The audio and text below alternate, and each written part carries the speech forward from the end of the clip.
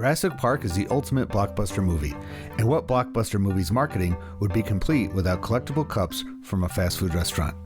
John, our resident dinosaur expert and creator of much of the music you hear on the EPS podcast, sat down with me to break down one such cup from McDonald's. I am here with John, and John, you've done these podcasts with me before, haven't you? Yeah. And why is that? Because we're father and son. Yes. And which one's which? And I let the listeners guess which one's the dad and which one's the son. Yeah. But thank you for suggesting this one again. The other day we were at Goodwill by the pound, and my dad found this cup. Yeah, and you can probably hear the cup through the microphone, right? It's a plastic cup, and what's on that plastic cup?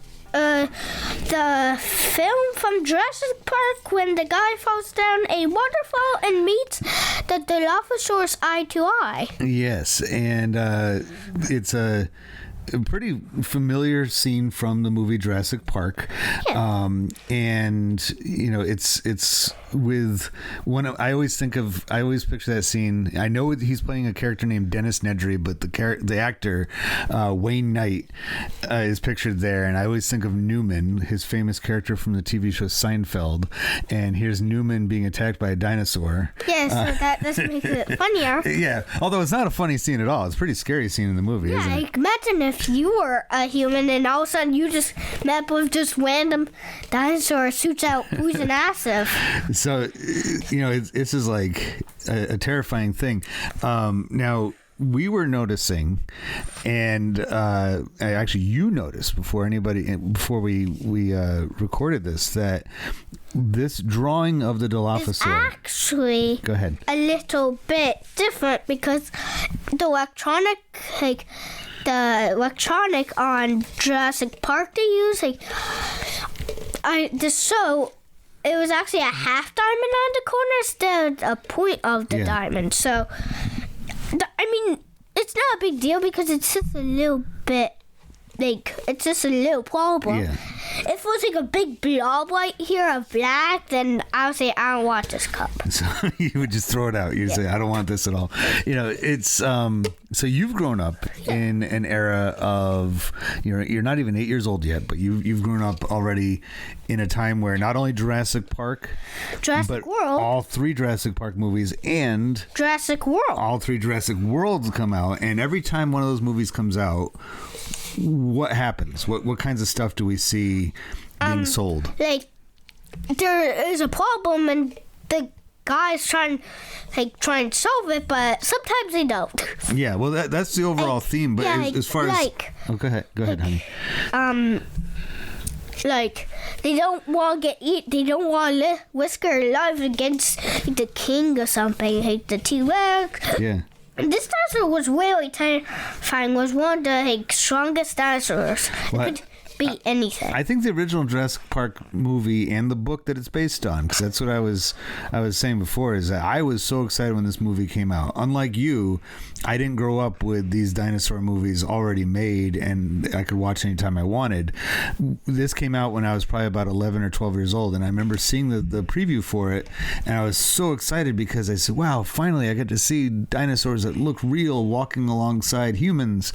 And my grandma was watching the preview with me, and she, knowing the book, said, I don't think that they're really advertising it the way the story is going to go, because the story, like you just said, for all these movies, and I think the original one does it the best, is show that just because man can do something, like scientifically, doesn't mean they always should, right? Yeah. That there's a lot of problems that we don't necessarily see ahead of time that can happen. And so that's part of, and it's funny how this cup can still bring that up, because you're looking at it, aren't you? Yeah. And it's a weird, kind of a weird thing to put on a cup from McDonald's. It's a terrifying moment in the movie. I know, and even the illustration. So what I was going to go back to a moment ago is when I said, what kinds of things do you see coming out? So when there's you and I saw the Jurassic World Dominion at the beginning of the summer. Yeah. In the stores, in places like stores and fast food places and all that, what did they have that had Jurassic Park Dominion on it? I mean Jurassic World. Jurassic World Dominion, I'm sorry. Yeah, it's kind of trouble because you're used to Jurassic. Yeah, I'm used to it. You correct me all the time. Did they have things like if we went to Walmart, would they have toys for Jurassic World Dominion? Yeah. And if we went to, say, McDonald's, do you think they would have had Happy Meals and cups and stuff with Jurassic World Dominion? I mean, do you mean right now or into some? When it came out, yeah. Yeah, probably. Yeah, that movie's been on streaming and on DVD for a long time now. That's the way things go. But what I'm getting at is that we're very familiar as a society with what's called the blockbuster movie. Yeah. And those started out, I'd say Star Wars was like the first real blockbuster, where what that means is that Sorry. it's all right. We can edit that out. What a blockbuster means, and it's a holdover from World War II, actually, because there used to be certain kinds of bombs from airplanes that blew up an entire block. And the idea behind a blockbuster movie is that they basically just drop onto the public toys and T-shirts and hats and clothes. Yeah, I guess that's clothes. And fast food restaurant stuff and posters and all the memorabilia, all the merchandise. And nowadays they do it well before the movie comes out, right? Yeah, I mean, like on this picture, you can see a lot of detail. I love that detail, and you pointed that out before we hit record. Or at least this time we hit record. So the question that we're working on right now for this particular cup is what material is it made from? And the first one, of course, is plastic, which tells us, plastic's in abundance in 1993. And, people, fast food places can get it cheaply enough that they don't have to elevate the price of their, soda all that much. Yeah, I mean, like, nowadays, soda is, kind of expensive. Like, in the old days, when, in the 90s was only 50 cents or something. Well, let's see. I think that this one, I would say that this probably did cost a little bit more just because. And what do you see at the bottom? Do you see what that triangle says? Recycling? Yeah, which is interesting because, the early 90s was really around the time when people were getting interested and knowledgeable about how to recycle and to incorporate it into their lives. Of course, obviously this one wasn't recycled, at least not the way that we thought. Otherwise we wouldn't have picked it up 20 years or 30 years later. Oh my goodness, it makes me feel so old. 30 years later at a Goodwill by the pound. But so it's made from plastic. It's in the age of recycling, but people were probably going to keep this as a merchandise. They wanted to keep it and remember the movie. That's part of the material. The other material is the actual illustration itself. How do you think the artist made that illustration? Probably with maybe paint and pencil, maybe small buses and tips of pencils and stuff. So sitting in the back room of McDonald's, drawing it all out. Okay. I mean, probably I don't know, a computer probably copied it, and then they put it on the cup. There was probably a computer involved somewhere, which is actually perfect for this movie because Jurassic Park wasn't entirely made out of computers. They incorporated computer graphics for the very first time in a realistic looking way. So did you know that originally they were going to make the dinosaurs, like the T-Rex, move around by using stop animation?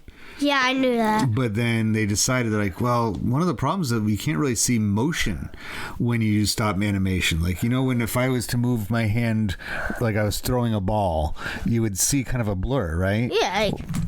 But that doesn't happen with stop animation because it's, frame by frame another photograph.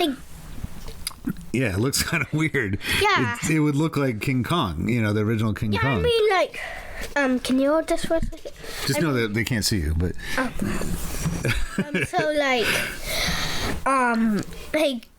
it would be little by little, huge stop. Right. Because you just take thing moving and with like a white dot on it. Right. It would look kind of off a little bit, right? So that's definitely part of how it was made. I'm guessing that the artist saw the movie maybe before everybody else did. Yeah. Because I just can't get over what an odd... It's a pretty adventurous looking scene that they're showing. And let me read it even has a description, which again... When you listen to the description that's on here, it's kind of a weird thing to be reading as you're drinking. Yeah. Especially a carbonated beverage that kind of tastes acidic. But Dilophosaur. Traitorous Nedry's escape plan backfires when he hears the warning hoot of the Dilophosaur, nicknamed the Spitter at Jurassic Park. It resembled a playful kangaroo, but it was deadly when provoked, fanning out its colorful crest before spitting lethal venom as far as 20 feet away. All right, so that's pretty terrifying. Yeah, for getting your Big Mac fries and a Sprite, and then having to read that as your... Now, do you assume if you were would this scene make much sense to you if you hadn't seen the movie yet? No. Or read the book, for that matter. But do you think that they put this out before, during, or after Jurassic Park hit the theaters? Probably, maybe 2 weeks after the movie. So while it was still in there. Yeah, but after the movie came out and stuff. And why do you think that? What makes you think that? So you can see on this cup, it's obvious it took a lot of detail, but if the author, the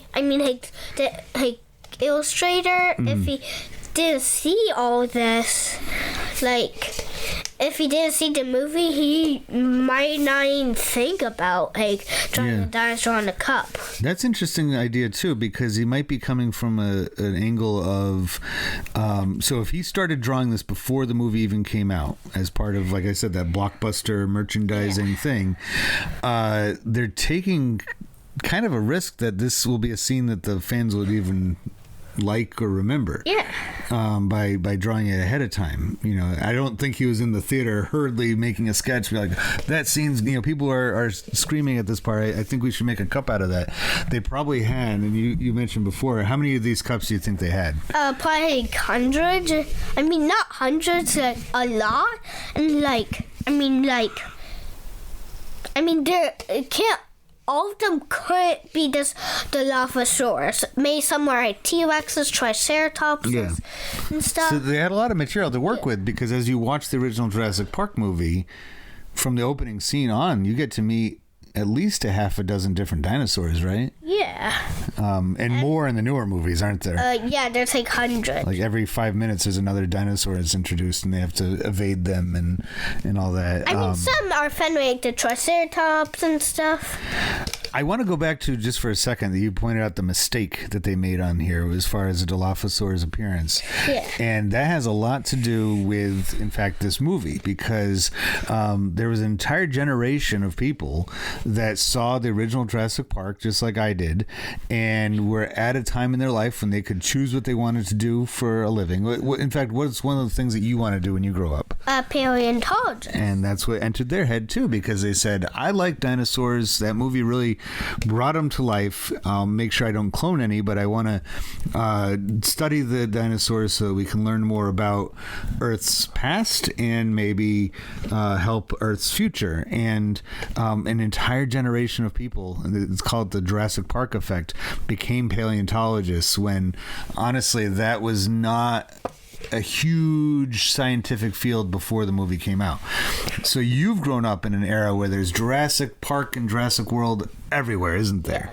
And even though the theme of the movie could be discussed at another time and how it fits in, you have that eye for detail that a previous generation might not have. You would not necessarily look at this and be like, actually he had 42 diamonds instead of 40, or something like that. I mean, how many diamonds is there? 1, 2, 3, 4, 5. Somewhere the artist is shaking his fist at his internet radio that we're getting on his case about this. It's an interesting illustration. Now going back to what you're saying before, I think easily there's probably about 6 to 8 of these cups, and if I remember correctly from the way they advertise them, and they still do this, they say collect them all.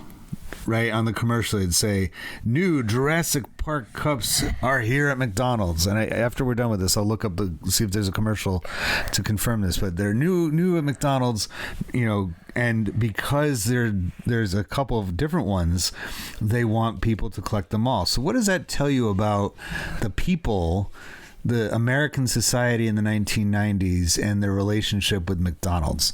Probably because of food. What about it? I mean, they probably like dinosaurs, or they want to buy the Happy Meal and stuff. Only the Happy Meal came with it. Actually, I think so. I think this was actually, if this was a Happy Meal cup, that's like the world's biggest soft drink for a kid. Yeah. They don't encourage kids to drink. I mean, I think for like a grown up or something. That's what's funny. So the Happy Meal is a guarantee. They had toys for the kids of Jurassic Park, probably dinosaurs. I don't think there's too many Dennis Nedry toys. No. But these cups were made for the adults. So we can assume that families in 1993 were going to McDonald's frequently enough, or were being encouraged to go frequently enough, that while the kid's enjoying the Happy Meal, what's mom and dad doing? Drinking the soda. Right. And they're saying, all right, we'll bring this home. I'll supersize it. I'll go, whatever they call it. I think supersize. And I'll get the special cup, and then we'll incorporate it into our...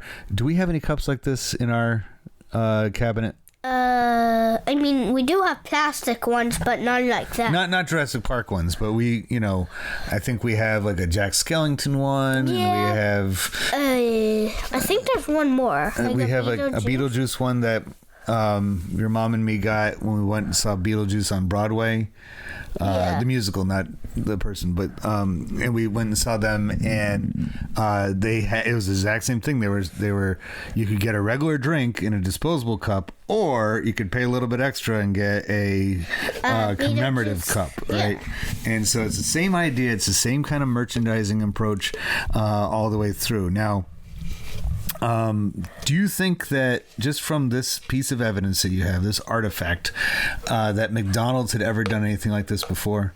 I mean, maybe. Maybe for Star Wars, maybe. Or, movies, maybe after Star Wars, but, before Jurassic Park. I think a couple years later, I remember hearing about it somewhere, that I think Coke and Pepsi had their own wars about Star Wars because they all wanted their hands on, and I think it was Pepsi that won, because I remember a couple years later at the mall. So this is actually where it worked out well. We didn't have a McDonald's in our mall. We had a Burger King, but we also had a Taco Bell. And, you haven't really been to a mall because... Yeah, because they're kind of old. Now they're having huge stores and stuff. Right. They have either standalone stores or they have... just shop online. Malls used to have movie theaters in them. Yeah. Some still do. Yeah. And it worked out perfectly. I remember this vividly. In 1999, when The Phantom Menace came out, I remember going to Taco Bell and getting our refillable cups. Those probably had refills. Going into the theater with the cups, and then coming out with our Anakin Skywalker, cups to have refilled again. It was all part of the big, merchandising extravaganza, and it worked perfectly for people like us. So it might have not even been adults that were drinking that giant Jurassic Park cup. It might have been teenagers, or young adults, college age kids and stuff. But the material, the last thing we'll say, kind of an odd image, right? Yeah. I mean, would you drink all this dust right now? Well, no, they didn't sell it like that. We found it in a bin at a Goodwill by the pound. So I'm just joking. Okay. Yeah, I wouldn't drink the dust. But the image on it of poor Newman, right, from Seinfeld being attacked by this dinosaur. An awful dinosaur can kill you. Well, they probably assume, because if you hadn't seen the movie and you didn't intend to see the movie, Yeah. First of all, you probably wouldn't buy the cup, and you just came across this. Would you have any idea what's going on here, right? No. So they assumed that this movie, and they were right to assume it was the biggest movie of that year, probably of the entire decade, that this movie was so well part of pop culture that they could put a scene from any of it. Yeah. What other scenes would you like to see on one of these cups? Probably the T-Rex chasing the Jeep. That would be great, yeah. Or maybe when the Triceratops was like... the sick Triceratops would be good for... Well, I guess if they have a guy about to be venom all over him is on a cup, then yeah, why not the sick dinosaur? And but not what's next to it, right? No. Yeah, that would not be good for you out and not drink anything. So I think as we wrap things up, you did a fantastic job, John, of seeing how this is a document and an overlooked one. I don't think anybody else with this cup would be like, yes, this is going to tell me something about the early 90s in America. But as we wrap this up, what a good job you did, but also... I forgot what I was going to say. What do you have to say? What's your final thought about this particular cup? Well, I think I probably took a go, see that rope right there? Yeah. I think, and see that giant line? I think that was this part of the computer, copying the picture. Yeah, but I mean, that's all I have to say. Well, and I'm glad you brought the detail up. I mean, see that coat in the McDonald's? I mean, I don't think the guy was like, oh, I'm just going to draw a McDonald's sign right here and a Coke. Because those are identifiable logos. They're easily, by 1993, they don't even need to write out the words. The M and then that... C with the Coca-Cola is, you can spot that a mile away and you know exactly what it is. Yeah. There's no questions at all. But I like that point that you brought up about, notice how the Dilophosaurus feet are kind of hanging off. Yeah. Because of computers, this is a line of work that's changed, if not kind of gone away, of graphic artists, where people's job it is to illustrate and design these kinds of things. They used to do it a lot more, as evidence here, by hand, with actual, some kind of surface, like a paper or whatever they were, comfortable drawing or painting on. And it was probably scanned into a computer. So going back to what we started by talking about, this is a very good... almost representation of Jurassic Park itself, because that movie was made partly with computers but also with legitimate things, just like this cup right here. And we'll have to stick in the dishwasher so we can actually use it. Thanks again, John, and good night, the EPS podcast. That's right, if you're listening to this at night. Otherwise, have a good day.